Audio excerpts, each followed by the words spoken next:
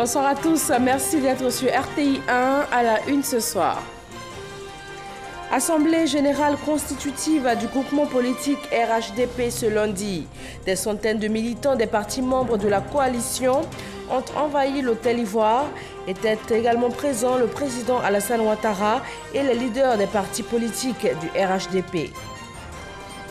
6 595 899 électeurs sont inscrits sur la liste électorale après l'opération de révision qui s'est tenue du 18 au 24 juin dernier.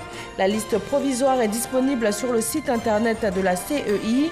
La période du contentieux s'ouvre le 25 juillet.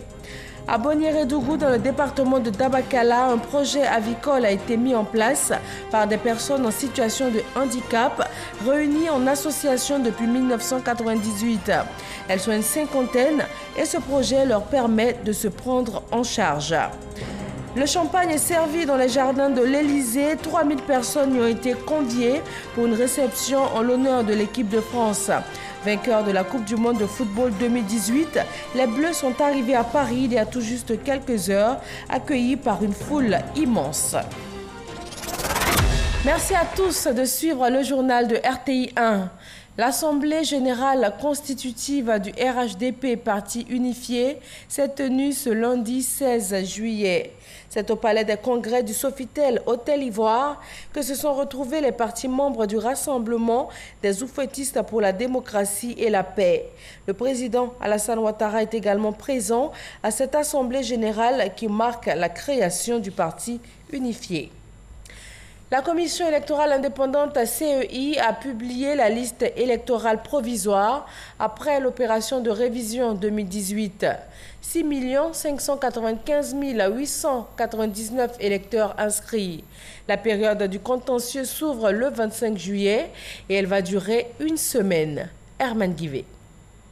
Du 18 au 24 juin 2018 dernier, une semaine pleine pour permettre à ceux qui ne figuraient pas sur la liste électorale et en âge d'y être de s'y inscrire. Nous avons reçu dans nos centres d'enrôlement 885 971 électeurs.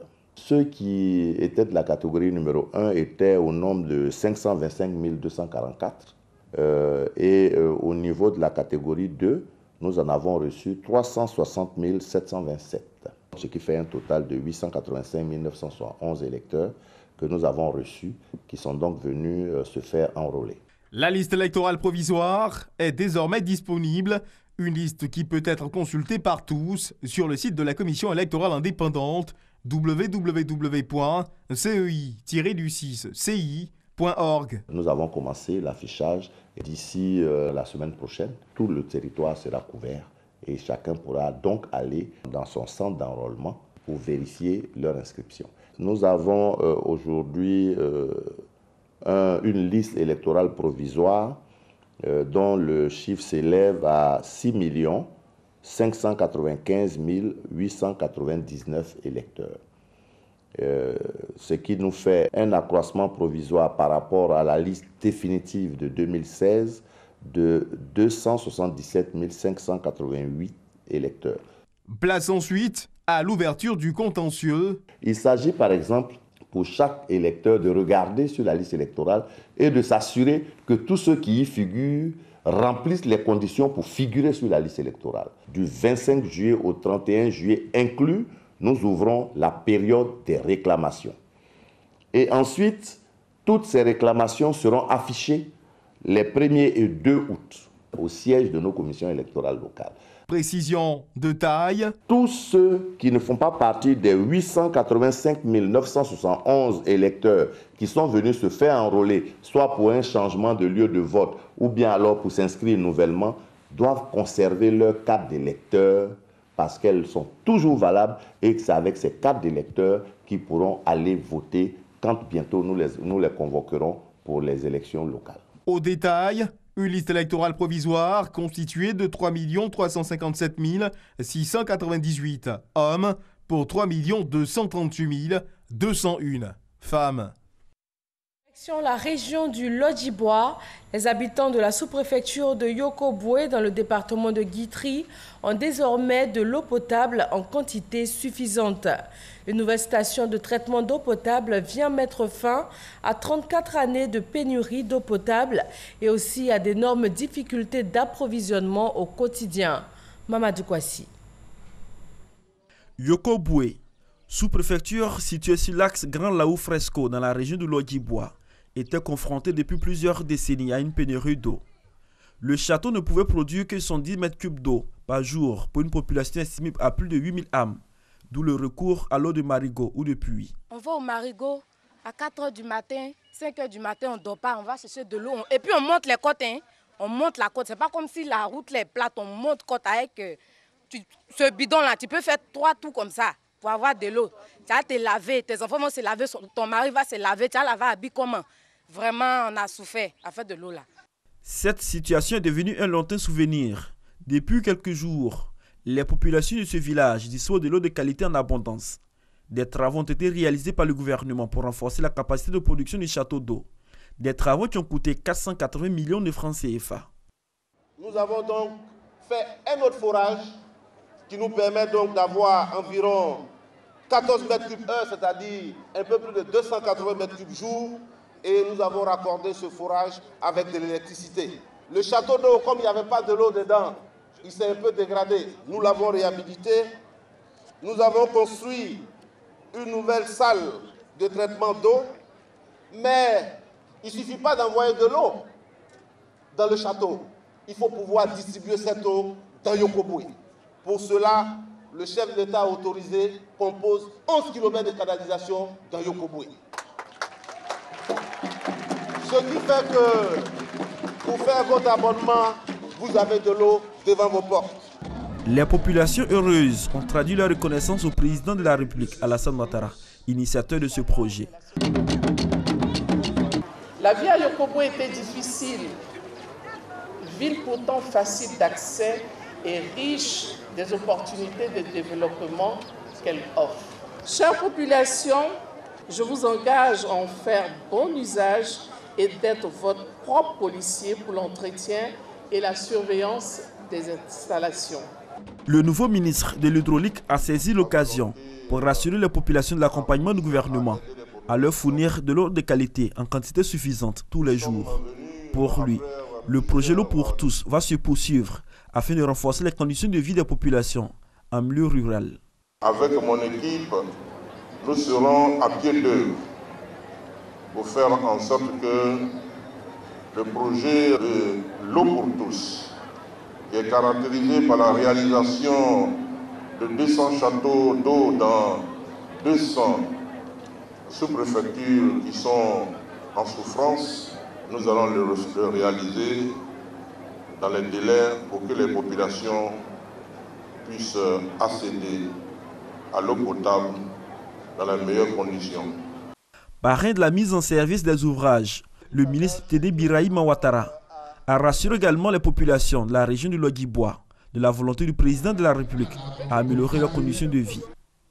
Et cela se traduit selon lui par les nombreux chantiers de développement ouverts dans cette région, dans le domaine de la route, de l'électricité et de l'addition en eau potable. Pour garantir tous ces investissements, le parrain invite à la cohésion et à l'union de tous les fils et filles de cette région de Côte d'Ivoire. Le président de la République reste disposé à travers le gouvernement à apporter à Yokoboué, à toutes les régions de Côte d'Ivoire, un mieux-être. Je voudrais vous demander, chère population de Yokoboué, de l'accompagner dans cette tâche. La Côte d'Ivoire a besoin de paix. La Côte d'Ivoire a besoin de cohésion pour aller de l'avant. C'est le 7 avril 2017 que les travaux ont été lancés par le ministre Amédée Kofi Kwaku, alors ministre des Infrastructures économiques. Le château d'eau va desservir plusieurs autres villages de la sous-préfecture de Yokoboué. À Boniéré-Dougou, dans le département de Dabakala, le problème n'est pas l'eau potable, mais bien les voies et moyens pour écouler la production avicole. Les personnes vivant avec un handicap et regroupées en associations arrivent à produire plus de 6000 têtes pour se prendre en charge. Plus de 50 personnes y travaillent en dépit de leur handicap. Elles arrivent ainsi à s'insérer socialement. Soro Corona.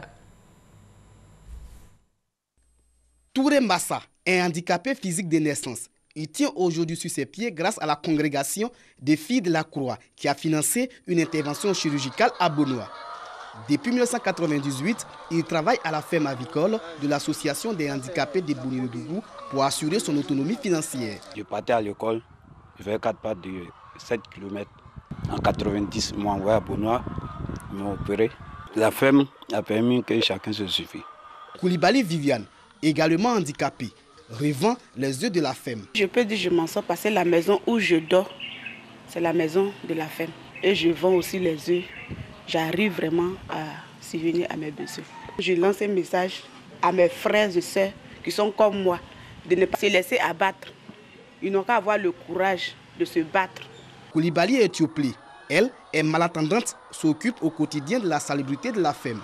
Dans la sous-préfecture de Bouniredougou, les personnes vivant avec handicap croupissent encore sous le poids de nombreux préjugés et pesanteurs culturels. Leur marginalisation est à l'origine de la création de l'association des personnes vivant avec handicap. À Boniré et autour de Boniré, il y avait beaucoup d'handicapés.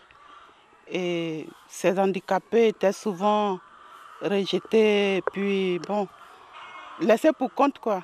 Et à partir de ce moment, elle a décidé de les regrouper et de faire quelque chose avec eux. Cette ferme constitue la principale source de revenus des membres de l'association. Ils ont un salaire ou une indemnité mensuelle. C'est ça, c'est selon leur travail qu'ils ont une rémunération mensuelle. La volonté de la congrégation des filles de la Croix de sortir les personnes vivant avec handicap de leur situation de précarité se heurte à la commercialisation de la production. À part Dabakala qui est proche de nous ici, sinon à Kachula, on a d'autres concurrents là-bas. Dans le mois de juin, juillet, août, vraiment c'est casse-tête. Il faut sortir, aller à Korogo, chose qui n'est pas vraiment facile avec l'état de la route. Des fois, on en casse beaucoup. La période des anacades, ça marche sans problème. Mais quand il y a l'anacade finie, on est dans les difficultés. Souvent, il y a des œufs qui sont pourris. L'association des personnes vivant avec handicap de Bouniredougou compte 50 membres dont les 2 tiers vivent des revenus de la ferme. Cette ferme avicole produit plus de 80 cartons d'œufs par jour. Elle a à ce jour plus de 6 000 têtes de volailles. Lui n'a pas de production à écouler, mais une forêt à reboiser. Le gouverneur du district autonome de Yamoussoukro invite la mairie à se joindre au district pour faire un site touristique. À Yamoussoukro, Giglo est la parcelle de forêt classée par le président Félix Houphouët-Boigny. La première action concerne le reboisement de 3 hectares de cette parcelle. Chartatou. Giglo, c'est le nom de cette parcelle de forêt créée par Feu Félix Houphouët-Boigny, premier président de la République de Côte d'Ivoire, en guise de souvenir de la forêt de l'ouest du pays, précisément celle du département de Giglo où il a servi en tant que médecin. D'une superficie de 100 hectares, cette portion de forêt, non loin de sa résidence de Yamoussoukro, abritait les déjeuners champêtres de ses visiteurs de marque. Aujourd'hui, cette petite forêt est livrée à toutes sortes d'agressions qui risquent même de la faire disparaître. Une situation préoccupante, mais l'espoir renaît avec la vigilance de la direction régionale des eaux et forêts du Bélier. Ces responsables viennent d'introduire ce dossier dans leur programme d'activité de reboisement. Les bienfaits et services de la forêt sont nombreux et c'est grâce à leur interaction que nous avons un bon cadre de vie. Une journée de planting d'arbres à leur actif. Objectif, sensibiliser les populations, surtout les acteurs de la filière bois et les autorités locales de Yamoussoukro au reboisement en faveur de la réhabilitation de la forêt de Giglo. J'invite la mairie et le district à faire en sorte que Giglo devienne un lieu de villégiature. Les gens ne viendront plus voir que la basilique ou l'INP ou la maison de Houphouët-Boigny. Ils voudraient se promener aussi dans la forêt de Giglo. Moi-même, je vais m'ajouter sous la mairie et le district. Et on va trouver tous les moyens pour pouvoir préserver ces forêts et ne sera pas détruite. L'opération du reboisement de Giglo va s'effectuer progressivement sur 3 hectares. Les passations de charges se poursuivent après la formation du nouveau gouvernement ivoirien. Bakayoko Liramata cède son fauteuil à la tête du ministère de l'Enseignement supérieur et de la Recherche scientifique au ministre Albert Mabritois-Keus. La passation des charges a permis à Bakayoko Liramata de dresser un bilan qui va permettre au nouveau ministre de l'Enseignement supérieur et de la Recherche scientifique de poursuivre les chantiers entamés et même d'aller plus loin en vue d'améliorer le système de l'enseignement supérieur et de la recherche scientifique en Côte d'Ivoire. Bakayoko Liramata, elle, gère désormais le portefeuille ministériel de la femme, de la famille et de l'enfant. Dans le monde de l'économie, une rencontre internationale s'est ouverte ce lundi à Abidjan. La première réunion du comité de pilotage chargé de la relecture et de la mise à jour du manuel de vérification à l'usage des cours de compte de l'UEMOA. Et c'est le début d'un processus. Il devra aboutir sur l'harmonisation des procédures et des normes de contrôle en vigueur dans tout l'espace communautaire ouest-africain. Jean-Luc Bangbo. Le projet confié à ce comité de pilotage est d'arriver à harmoniser toutes les procédures de contrôle et de fixer des normes communes de contrôle à l'usage des cours des comptes de l'espace UEMOA, l'Union économique et monétaire ouest-africaine. Après évaluation de notre environnement, nous avions constaté d'une part une diversité dans les procédures de contrôle d'une juridiction financière nationale à une autre. Nous avions aussi constaté l'inexistence de manuels de référence de contrôle au niveau de certaines cours des comptes de l'UEMOA. L'objectif est d'améliorer l'efficacité de l'action publique pour le bénéfice des citoyens, des usagers et des contribuables, mais également d'instaurer une véritable transparence dans la gestion publique. Le contrôle est normé. Et une norme, pour qu'elle soit acceptée, il faut que plus ou moins tout le monde participe à l'élaboration de la norme. C'est pour ça que tous les pays de l'UEMOA sont réunis ici. Ensemble, nous allons revisiter nos guides actuels qui datent de 2005. Donc il faut que nous nous asseyions ensemble pour voir comment nous allons contrôler de manière harmonieuse, de manière coordonnée la gestion des finances publiques. La Cour des comptes est une juridiction qui est chargée notamment de juger la régularité des comptes établis par les comptables publics dans les différents services de l'État, de contrôler le bon emploi et la bonne gestion des fonds publics, de certifier la régularité, la sincérité et la fidélité des comptes de l'État. À New York, aux Nations Unies, le nouveau représentant permanent de la Côte d'Ivoire auprès de l'ONU a présenté ses lettres de créance au secrétaire général de l'institution Antonio Guterres. L'ambassadeur Adam Kakou Oudja succède à Bernard Tano Bouchoué, décédé le 18 avril dernier. Le nouveau représentant de la Côte d'Ivoire aux Nations Unies a une expérience de plus de 40 années dans la diplomatie. Nommé le 27 juin dernier, il porte désormais la voix de la Côte d'Ivoire au Conseil de sécurité de l'ONU.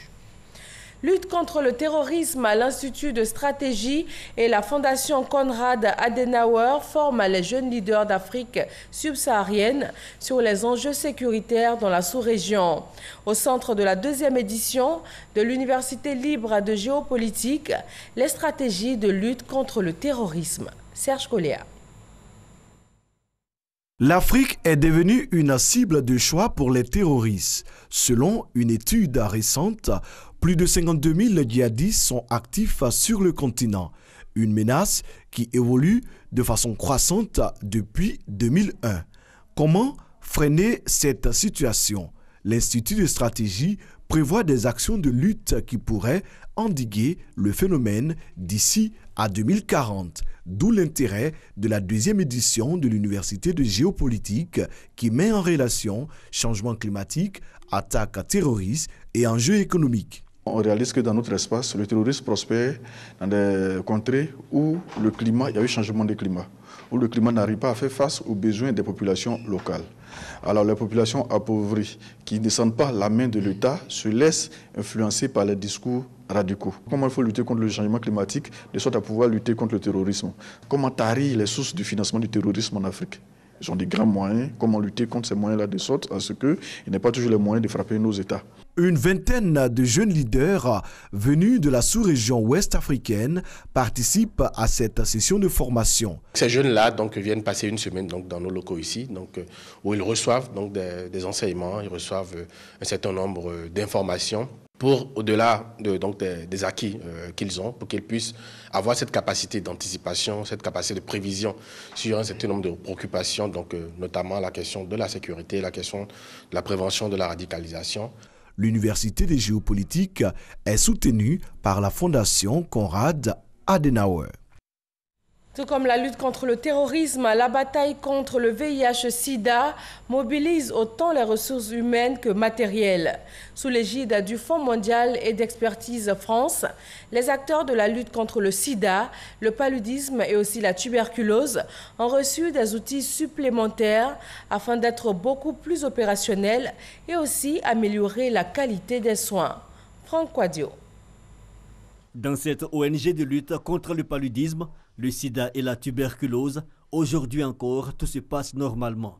Réception de patients, entretien, puis le compte rendu est fait au premier responsable de la structure. Il n'y a pas eu de rupture aujourd'hui. Pour le palu, il n'y a pas eu de rupture? Non. À n'importe quelle la journée, elle me fait le point des patients qu'elle a reçus et elle se charge de voir si les médicaments sont effectivement disponibles à la pharmacie. Voilà. Les médicaments du VIH, les médicaments de la tuberculose, les médicaments du palu, qui sont des médicaments gratuits en Côte d'Ivoire. Veiller à ce qu'il n'y ait jamais de rupture de stock. Ces communautaires sont des observatoires, des structures de veille essentielles dans la lutte contre le sida, le paludisme et la tuberculose. Tellement essentielles que les bailleurs, Fonds mondial et Expertise France ont décidé aujourd'hui de renforcer les actions de ceux des pays francophones, de l'Afrique de l'Ouest et du Centre. On sentait qu'il y avait la nécessité d'abord de faire échanger les acteurs entre eux, parce que même s'ils s'appellent tous observatoires, ils ne fonctionnent pas tous de la même façon. Les communautaires, ils ont tendance à ne pas écrire. Ils essaient des choses, ils mettent en place des interventions relativement innovantes, et ensuite ils se les transmettent. Mais il n'y a pas du tout de transmission écrite, il n'y a pas de mémoire sur ce que font les communautaires. Donc tout ça, c'est des choses qu'on fait aujourd'hui. On a du financement pour ça, bien sûr. Comment améliorer les méthodologies de collecte d'informations, comment rendre les observatoires plus accessibles et comment assurer très rapidement la rétro-information. Autant de questions qui ont été passées en revue à cette réunion de Grand Bassam. On a eu des personnes qui ont développé des observatoires très performants sur lesquels on va s'inspirer, notamment beaucoup avec l'utilisation des applications qui fonctionnent hors ligne et qui retransmettent les données dès qu'il y a une connexion. À cette rencontre qui a duré 3 jours, il a été aussi question de pérenniser les acquis tels l'autonomie et l'indépendance des observatoires. Améliorer la qualité des soins pour les acteurs du domaine sanitaire, améliorer la qualité d'écoute et le niveau de la connexion Internet pour les structures de régulation du secteur des télécommunications en Afrique de l'Ouest. Il s'agit essentiellement pour ces professionnels des télécommunications réunis ici à Abidjan de s'approprier les normes internationales en vigueur dans le domaine. Mahama Traoré. Les régulateurs de l'Afrique de l'Ouest le reconnaissent. La qualité des services de télécommunication laisse à désirer. Avant d'être régulateur, nous sommes d'abord des consommateurs de services de TIC. Il n'est pas aisé de maintenir, ou même si on arrive à réussir au cours d'une seule tentative à avoir une communication efficace, ce n'est pas évident de la maintenir pendant aussi longtemps qu'on le souhaite. Donc ça veut dire qu'il y a un problème. Des désagréments alors que le secteur connaît un essor fulgurant. Pour mieux satisfaire les usagers, l'Assemblée des régulateurs des télécommunications de l'Afrique de l'Ouest, ARTAO, se met à la tâche. Elle veut implémenter les nouvelles normes liées à la gestion de la qualité de service et à la qualité d'expérience chez les régulateurs des 15 pays membres. Ce, avec le concours de l'UIT, l'Union internationale des télécommunications. Aujourd'hui, l'un des enjeux majeurs du développement des TIC demeure la fourniture aux populations de services de télécommunications TIC de très bonne qualité pour satisfaire au mieux leurs besoins. Et l'autre, c'est la qualité d'expérience qui se définit comme le niveau de qualité dont les utilisateurs estiment avoir bénéficié. Donc, appréciation. Experts et régulateurs de l'Afrique de l'Ouest sont donc réunis à Abidjan pour un échange d'expériences qui va durer 4 jours. Une rencontre qui devrait améliorer la qualité des appels téléphoniques, des données mobiles et autres services TIC dans un avenir proche. À l'Institut des sciences et techniques de la communication ISTC Polytechnique, l'actualité, c'est le 5e forum de renforcement des capacités du public et privé.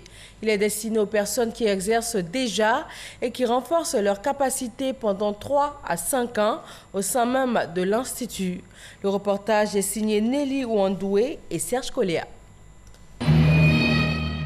Émissions télé, projets d'invention, exposés thématiques ont constitué l'essentiel du menu de ce forum dit de renforcement des capacités du public et du privé. Il est destiné aux étudiants en fin de cycle de master et licence professionnelle en régime de cours du soir à l'Institut des sciences et techniques de la communication ISTC Polytechnique. Il s'est agi pour eux de démontrer leur savoir-faire à l'issue des pratiques professionnelles. Nous croyons que ça nous a beaucoup apporté parce qu'après la théorie, il y a la pratique et il est bon d'être pratique avant d'intégrer l'entreprise. J'avoue que durant ces 2 années consécutives, ça a été pour nous un travail. On travaille avec nos professeurs, nos encadreurs qui étaient là pour nous accompagner.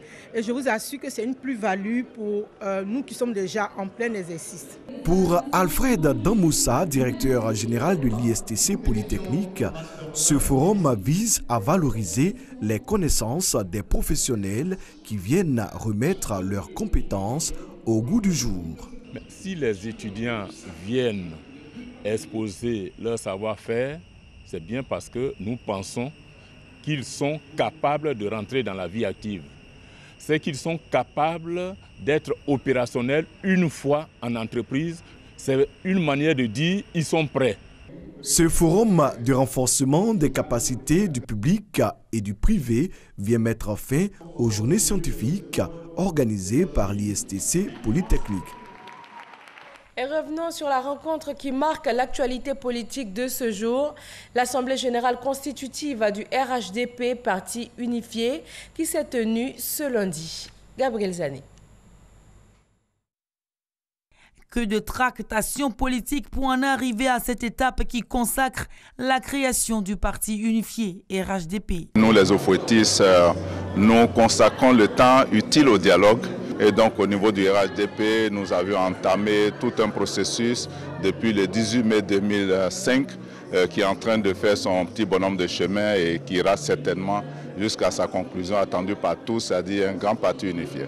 Avec ce travail abattu pour instaurer, refaire revenir la paix, la stabilité et amorcer un développement harmonieux de la Côte d'Ivoire, il s'est avéré impérieux de continuer cette union des enfants de Houphouët-Boigny. Les leaders de 5 formations politiques du Rassemblement des Oufouettistes pour la démocratie et la paix sont présents dans la salle des fêtes de l'Hôtel Ivoire pour apposer leur signature sur les documents attestant la mise en place des organes constitutifs du parti unifié, sauf le PDCI, l'autre grand allié. Pour les pro-RHDP, la présence de ces émissaires PDCistes augure de bons lendemains entre les alliés. Que tout le monde ne peut pas aller au même rythme, mais il faut bien qu'on fasse avancer les choses. Et le président Ouattara a vu juste, en tirant cette machine RHDP et en bénéficiant du soutien de la majorité des hauts cadres et des militants du RHDP, des partis membres du RHDP. C'est ensemble qu'on gagne toujours. Peut-être que c'est un temps d'observation, mais je pense que ceux qui hésitent encore vont rejoindre la grande famille. À cette assemblée générale constitutive, des cadres du PDCI, notamment Kobena Kwasi Adjoumani, Félix Anoblé, fondateur de mouvements et de plateformes favorables au parti unifié. D'abord, nous sommes des militants du PDCI-RDA. À l'occasion du bureau politique du PDCI-RDA, le président Henri Konan Bédié a fait une précision de taille. Il a dit qu'il y avait dans la salle des militants pro-RHDP et des militants anti-RHDP. Moi, Adjoumani particulièrement, je fais partie des militants pro-RHDP. Le président Henri Konan Bédié reste pour nous un père, un modèle, un guide. Il est le premier qui a signé l'accord politique pour la création de ce parti unifié. Et en tant que militant du PDCI-RDA, membre du bureau politique, nous avons décidé d'être membre du RHDP. Nous y allons et nous sommes sûrs, les autres nous suivront après. La tenue de cette assemblée générale intervient dans un contexte tendu entre les principaux partis au pouvoir, notamment le RDR et le PDCI, mais les autres alliés sont confiants quant à la réunification définitive des héritiers d'Houphouët-Boigny. Le président Alassane Ouattara était présent à cette assemblée générale qui marque donc la création du parti unifié. Nous l'écoutons. Cette assemblée générale constitutive du parti unifié RHDP qui se tient aujourd'hui vient consolider cet élan. C'est un acte important, cohérent, avec la volonté que nous avons manifestée ensemble depuis 13 ans. Depuis 13 ans, nous sommes ensemble. 13 ans. J'apprends ici et là, en lisant les livres de psychologie, qu'en général, les mariages ont des problèmes tous les 7 ans. Alors, nous avons passé facilement les 7 premières années. Alors, c'est la deuxième tranche, bientôt la 14e année. Mais nous devons rester ensemble. Ce mariage, pas de divorce. Et pendant ce temps, les joueurs de l'équipe de France, vainqueurs de la Coupe du Monde de football 2018, sont arrivés à Paris il y a tout juste quelques heures. Une foule immense s'est massée depuis l'aéroport jusqu'aux Champs-Élysées où l'équipe les a salués depuis le toit de l'autobus avec en prime un défilé aérien haut en couleur de la patrouille de France. Ensuite, rencontre avec Emmanuel Macron pour les joueurs et leurs familles. 3000 personnes ont été conviées dans les jardins de l'Élysée pour une réception en l'honneur de l'équipe de France. Et les Bleus vont recevoir la Légion d'honneur. Merci de votre attention. Très bonne fin de soirée à tous sur RTI 1. Bonsoir.